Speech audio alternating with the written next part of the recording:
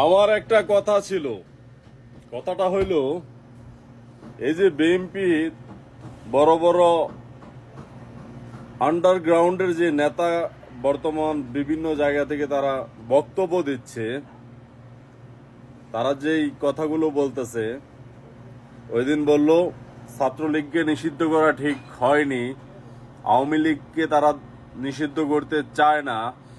আজকে বলতেছে যে বঙ্গভবনে শেখ মুজিবের ছবি ছিল, সেই ছবি সেখান থেকে নামানো ঠিক হয় নাই।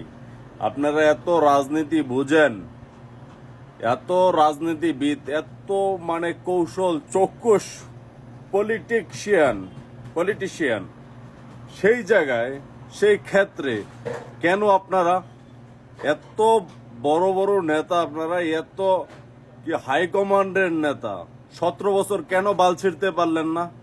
কেন? যারা রাজনীতি বুঝে না, যাদের কথার ভিত্তিতে সেখান থেকে ছবি সরানো হলো, যাদের কথার ভিত্তিতে ছাত্রলীগকে সন্ত্রাসী সংগঠন হিসেবে নিষিদ্ধ করা হইল,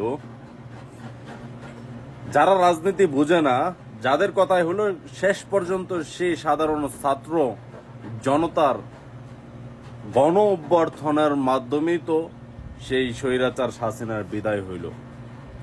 আমি সেখানে বিএনপির সবাইকে দোষ দিচ্ছি না, এবং সেখানে আমি যে বিএনপির এই এর মাঝে অবদান নাই সেটার কথাও বলছি না। যেটা অবদান অবশ্যই সেটা অনস্বীকার্য রয়েছে, তাদের বহুত অবদান রয়েছে এই গণ অভ্যুত্থানের পিছনে।